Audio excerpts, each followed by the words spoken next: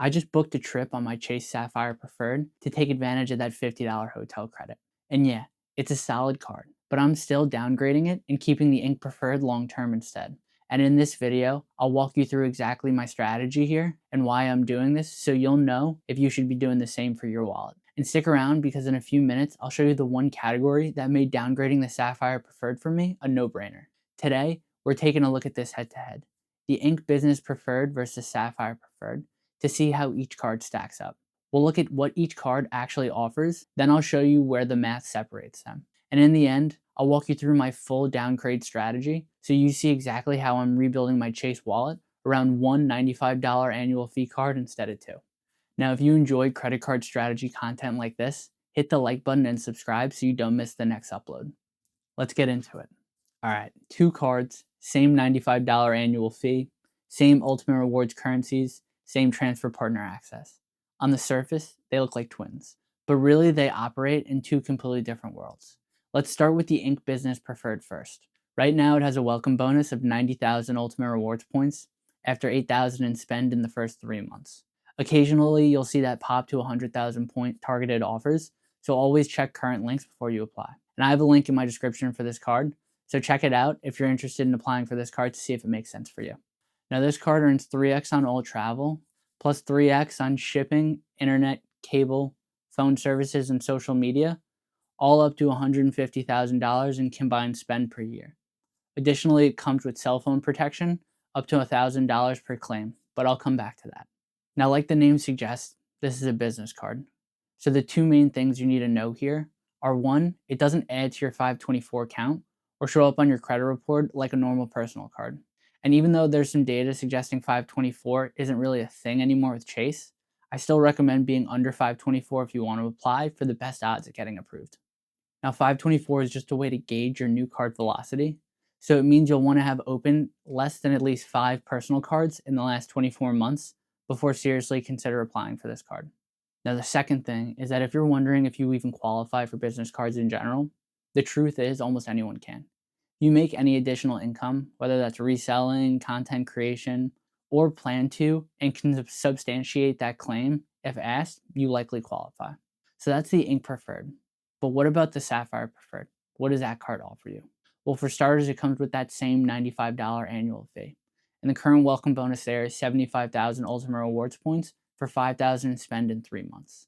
It earns 3x on dining, online groceries, and select streaming, plus 2x on all travel, and 5x on travel through the Chase Travel Portal. It also comes with a $50 hotel credit for hotels booked directly through Chase Travel. Finally, both cards offer transfer partner access, but really that's where the similarities end. Now that higher welcome bonus on the Ink Preferred is a definite plus, but that's not the selling point for me on this card. The real driver is the multiplier gap. The Ink Business Preferred earns 3x on travel, and that's broad coverage across flights, hotels, rental cars, trains, tolls, parking, you name it. The Sapphire Preferred earns 2x on travel outside the portal.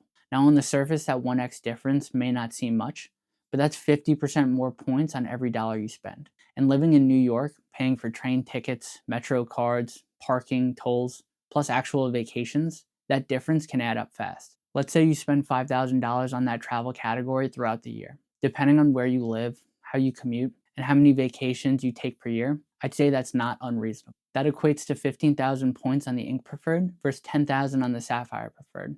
And if you value those Ultimate Reward points at 2 cents a piece because you transfer out to transfer partners, that alone can be $100 of value. But here's the real kicker. No other Chase card offers broad 3x travel at this price point.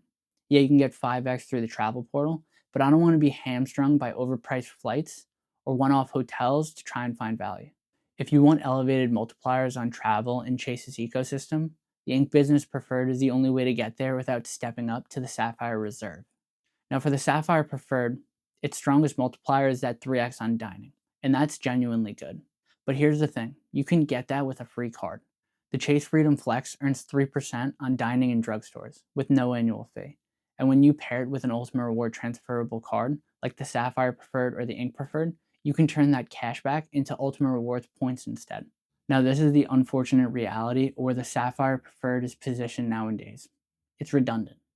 And that redundancy is the core reason why I'm pivoting my Chase setup. Now, to be fair, the Sapphire Preferred still does have some positives going for it. For starters, you have that anniversary points boost every year, which is a definite plus. You also have 3x on online groceries from eligible stores. Now, there's no direct free Chase equivalent for that multiplier currently. So if online groceries is a meaningful share of your monthly spend, then that's one genuine reason why the Sapphire Preferred may still be worth it for you. But come on, no in-store groceries? This card needs that to have a shot at competing with some of the other mid-tier heavyweights like the Obsidian or the Strata Premier. You also get 3x on select streaming services, and that's definitely a nice bonus and worth calling out. But for most people, streaming isn't a high dollar category. We're talking $15, $20 a month, so the point difference there is marginal. You also get a $50 hotel credit, which is a nice way to recoup some of that annual fee. And to be fair, I literally just used mine the other day on a night for my trip to Portugal in June. Now, the move here is to book with points and leave $50 in cash to trigger that credit. Now, this wasn't some amazing redemption, but it was fine for what I was looking for. Now, a big key here is you need to charge at least something to the card to trigger that credit. If you're just booking with points, it won't trigger, so just watch out for that. Now, don't get me wrong, this credit's nice. I'd rather have it than not, but truthfully, in a perfect world, I probably could have found a better price booking outside of the portal and then using my Ink Preferred for 3x on that booking instead. Now, if you're someone who likes the simplicity of the portal and the credit gives you real value, more power to you. But for me, it's not a reason alone to keep this $95 card, especially when the category math doesn't even add up. Now, there's also one other benefit about the Ink Preferred that most people skip entirely, and aside from that travel multiplier, this is honestly the main selling point for me on picking up this card and keeping it as my main transferable point currency card long term. And that's that 3x on your cell phone bill and that cell phone protection. Now, when you use your Ink Business Preferred to pay your cell phone bill, you don't just get 3x points. You also get cell phone protection of up to $1,000 per claim on theft or damage. Now, phone replacements are pricey, and a repair of a phone or a replacement can easily be $500 or more out of pocket, especially with how expensive phones are nowadays. Now, if you do one replacement or you file one claim with this card, it could cover the annual fee for 3, 4, 5 years plus. In this respect, the Sapphire Preferred just doesn't compete here. Now, most people overlook this because it's not one of those points multipliers, but in my opinion, this has a real dollar benefit and it's really solid. It gives you a lot of peace of mind long term. So those are my selling points for me. 3x on travel, 3x on phones, and strong cell phone coverage. Now let me show you exactly how I'm playing this with my downgrade strategy. So my annual fee on the Sapphire Preferred is due to hit this month. So first I'm going to call Chase, explain I don't want to pay both annual fees, and see if they have a retention offer. Now the odds of getting a retention offer for this card are basically zero, and I absolutely know that, but no harm in asking, seeing what they say.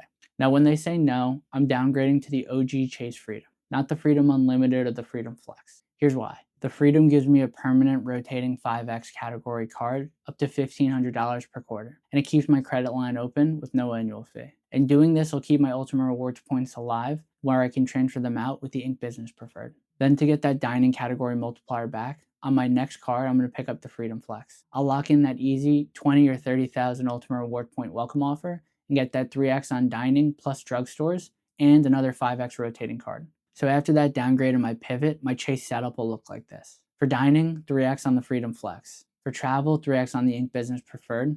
For drugstores, 3x on the Freedom Flex. And then for internet, cable, and phones, 3x on the Ink Business Preferred. And 5x on office supplies with the Ink Cash. Now, I didn't mention I picked this one up a few months back, but if you know, you know, this is an absolute sleeper card.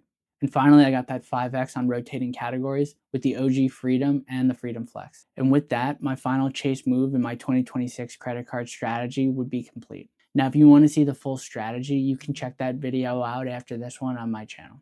Now, if you're in the same boat or you're trying to decide which card you should get first, here's how I'd break it down. I would say pick up the Ink Business Preferred first. If you're comfortable opening up business credit cards, you can hit that high minimum spend or your sign-up bonus hunting, or you're a travel-heavy spender who likes to book directly and not through the portal. Lastly, you're going to want to be under 524 here. So if you're someone who wants to save a personal slot for some other Chase card or a different card in general, this could be a good option. Now on the flip side, if you don't want to open up business credit cards, I'd stick with the Sapphire Preferred here. Also, if you spend a lot on online groceries, that card just fits a lot better. And if you're interested in either one of these cards, I have some referral links in the description with some elevated offers, so check them out if they make sense to you. But if you use them, I greatly appreciate it. It helps out the channel a lot, so thank you in advance. And if this video helped you make up your mind on these cards, or you learned something new, hit the like button and subscribe so you don't miss the next one. And let me know in the comments below if you're running a Chase setup. I'm genuinely curious to know if people are running full-blown Chase setups, or if they're using one or two cards and pairing it with something else, like say a Strata Premier or an Obsidian, to get the most value. But as always, I hope you guys have a great rest of your day, and I'll see you on the next one. Peace.